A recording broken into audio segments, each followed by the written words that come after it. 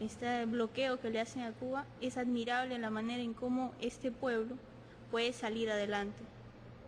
Es una cosa muy, muy interesante y cada persona que llegue a este país creo que le hace falta muy poco tiempo para darse cuenta de la realidad.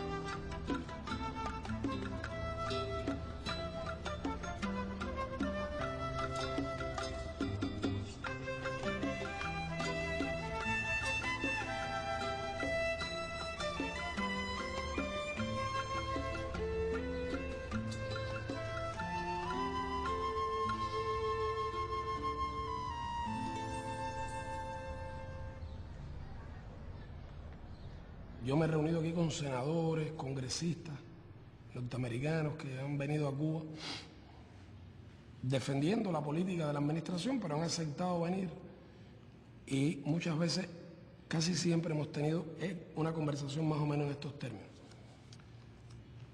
Yo les digo, bueno, ¿por qué ustedes nos bloquean?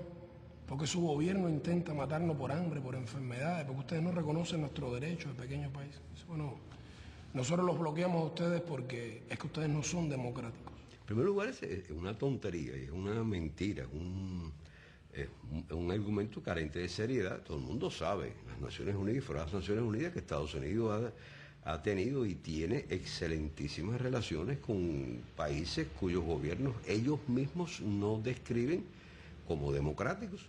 ¿Y qué es lo que no les gusta a ustedes del modelo cubano? Bueno, no nos gusta que ustedes tienen un solo partido. Y bueno, nosotros creemos que si no hay más de un partido, no hay democracia. En fin, la lista es muy larga de países donde no hay nada que se parezca al sistema occidental que ellos imponen como paradigma. ¿Cuántos partidos hay en China? Mire, China tiene un solo partido igual que Cuba y sin embargo ustedes tienen relaciones, comercian con ellos. Bueno, pero es que China es un gran mercado. La lista es larguísima y con todos esos países Estados Unidos mantiene excelentes relaciones. Pero mira, Arabia Saudita, ustedes critican a Cuba porque hay un partido, pero en Arabia Saudita no hay ningún partido. Y hay otros países donde hay. Y en Arabia Saudita las mujeres no pueden manejar un automóvil en la vía pública. Bueno, pero usted tiene que comprender que es el petróleo, me dicen. Y relaciones, sobre todo en lo económico. Es que la política exterior de un país no puede fundamentarse solo en intereses. Tiene que fundamentarse en principios. Es la diferencia entre ustedes y nosotros. Tiene que haber una ética. Ellos nunca le han preguntado a ningún país cómo se organiza a la hora de apoderarse de sus minas, de su petróleo, de lo que les interesa. Por tanto, ustedes no pueden venir a hablarnos de que ustedes quieren la democracia en Cuba, entre otras cosas porque ustedes no son precisamente un modelo democrático. Un país donde se necesitan 9 millones de dólares para ser elegido senador y más de 100 millones para ser presidente, no es un país democrático. Porque el sistema norteamericano realmente es para tontos. Sistema corrupto, carente de representatividad. El presidente se robó las elecciones una vez y se la robó la segunda vez, según muchos piensan. Y nosotros no aceptamos su modelo, reivindicamos nuestro derecho a tener nuestro modelo, nuestras elecciones, nuestra manera de gobernar nuestro país. Una de las cosas más simpáticas que me tocó vivir acá, bueno, y más aleccionadora fue que como yo soy padre de una cubana y como ya vivo ya hace más de 5 años, me dieron la posibilidad de votar en la elección. Tú llegabas y ibas a los lugares públicos, ¿entiendes? La bodega y veías la biografía de ella, una cosa pequeña, de una hoja tamaño carta, donde tú veías simplemente las cosas que él había hecho en su vida. Y tú el día de la elección llegabas y votabas, se comentaba, se discutía, se analizaba de por qué este otro candidato, ¿entiendes? Todo eso, pero nada de que él anduviera por las calles paseándose, ni que el otro candidato anduviera por acá ofreciendo cosas, no, todo lo contrario. Ahora tenemos un delegado que él, digamos, hace muchas cosas por el bar. pero es un tipo que no deja su trabajo, que está todo el día trabajando y que llega después de cierta hora y te atiende en un lugar donde tú puedas hablar con él o él va a ver cualquier problema que hay y te va a ver a la casa. Trata de mantener todo, digamos, organizado, todo bien. Si fuera una periodista norteamericana, estoy seguro que ya me habría hecho la pregunta. Porque ellos lo repiten mucho. No, pero hay quien piensa que ustedes están muy contentos con el bloqueo, que ustedes no quisieran que lo levantaran. Ellos dicen, pretexto de los cubanos. Cuba está mal porque está mal administrada. Siempre yo les digo, y si es un pretexto, porque ustedes no nos quitan el pretexto, levanten el bloqueo y quiten el pretexto para que demuestre que nosotros no tenemos razón. Vamos a hacer una cosa, levántenlo por un ratico nada más. Un año, digamos, un año sin bloqueo. A ver quién ganó.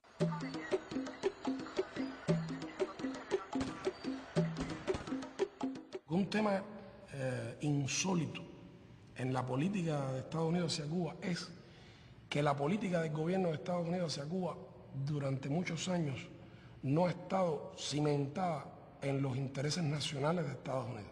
Porque si Estados Unidos formulara una política hacia Cuba, bueno, no habría duda que fomentaría el comercio con Cuba, las relaciones. Las administraciones norteamericanas se han caracterizado, yo creo, en su historia por ser siempre muy pragmáticas y manejan siempre esa filosofía de si no puedes vencerle, hazlo tu amigo, ¿no?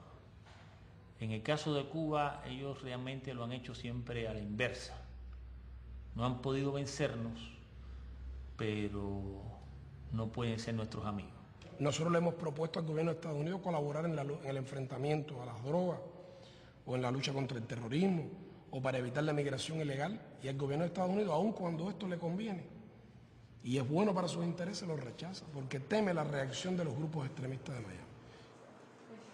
Esa emigración reaccionaria que vive del negocio de la política contra Cuba ha sido un gran perdedor durante 45, 46 años. Siempre han perdido, teniendo centenares de millones de dólares, siempre han perdido. Y lo que ha ocurrido es que la política hacia Cuba ha sido secuestrada por estos grupos terroristas cubanos, grupos extremistas organizados en Estados Unidos, que son apenas 20 o 30 familias cubanas, pero que son las que tienen el dinero, no representan los intereses de la mayoría de los cubanos que han ido allí, que han emigrado por razones económicas, sino que son los antiguos batistianos, los antiguos dueños, los antiguos explotadores y torturadores en Cuba que se fueron para ahí y que tienen gran influencia. No hay que olvidar que el hermano del presidente de Estados Unidos es el gobernador de la Florida. Y entre otras cosas, una de sus fortalezas está en sus relaciones tan estrechas con la parte más reaccionaria de la emigración cubana. Financian, participan en las campañas, por ejemplo, de los 40 nuevos diputados republicanos que fueron elegidos en noviembre, 26 sabemos que han recibido dinero de los lobbies cubanos de ultraconservadores de Miami. Pagando, además, deuda que ese gobierno tiene contraída con esa parte tan reaccionaria de la emigración cubana en Estados Unidos, que vive del negocio de la contrarrevolución. Estos son los que están detrás de la redacción del plan de Bush para Cuba, que es, según dice al comienzo de su introducción, cuando lo presentan, es como un conjunto de acciones a tomar al amparo de la ley Helms-Burton para lograr los propósitos de esa ley. Este es un plan de subversión de Cuba, de destrucción de la revolución para después anexar a Cuba. La ley dice con todas sus letras que su objetivo es lograr el fin de la revolución cubana. Bush declaró, no estamos esperando que se vaya Fidel, estamos trabajando para sacarlo cuanto antes. Que después del fin de la revolución cubana habría lo que ellos llaman un periodo de transición y después lo que ellos llaman una etapa democrática.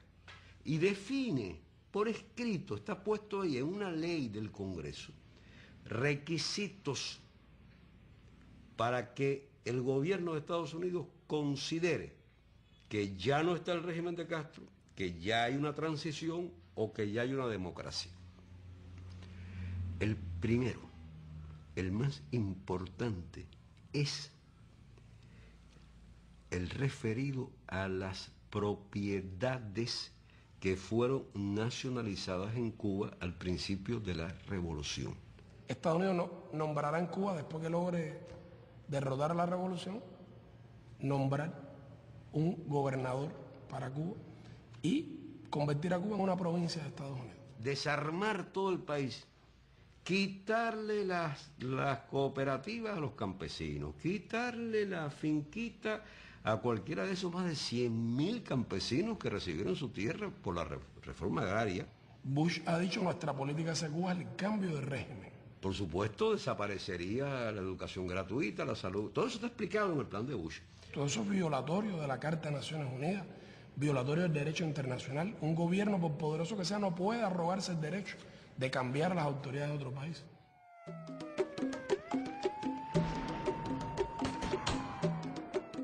La estrategia de los sucesivos gobiernos de Estados Unidos contra Cuba no ha excluido ninguna modalidad de agresión. La gran verdad es que sucesivas administraciones norteamericanas han promovido el terrorismo contra Cuba. Acciones de sabotaje, acciones de quema de cañaverales, sabotaje contra instalaciones económicas, como vehículo que el gobierno de los Estados Unidos de la época, era todavía el gobierno del general Dwight Eisenhower, utilizaba para tratar de desestabilizar al naciente proceso revolucionario cubano. Hemos tenido que resistir la agresión militar.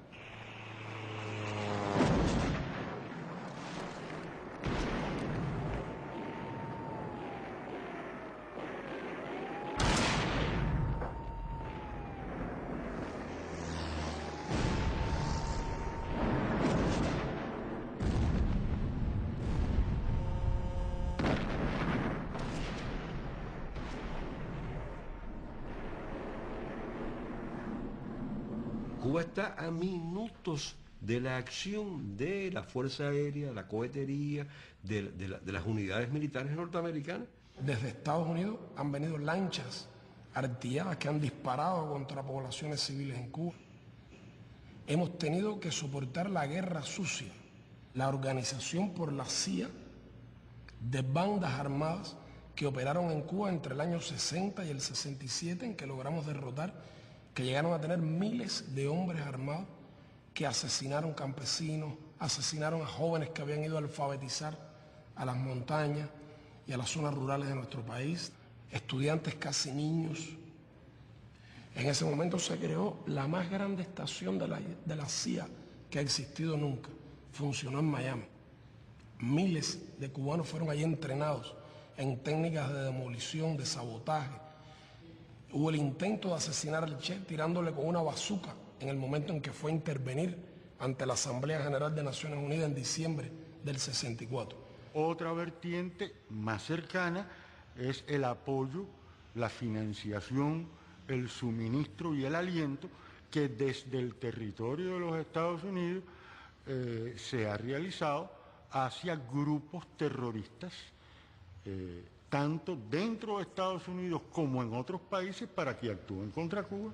Manos asesinas colocan bombas incendiarias de fabricación yanqui en el Encanto nacionalizado, un centro de trabajo en el que ganan su sustento miles de familias cubanas. En el mismo centro de La Habana, poniendo en peligro gran número de hogares cubanos, provocan un incendio de grandes proporciones. No les importa la vida de niños, mujeres y ancianos. Con estos actos de barbarie, el imperialismo yanqui pretende destruir nuestras riquezas nacionales y paralizar la producción y promover la escasez. Estuvo la voladura del buque La Cubre, donde murieron más de 100 personas, incluidos marineros franceses y belgas.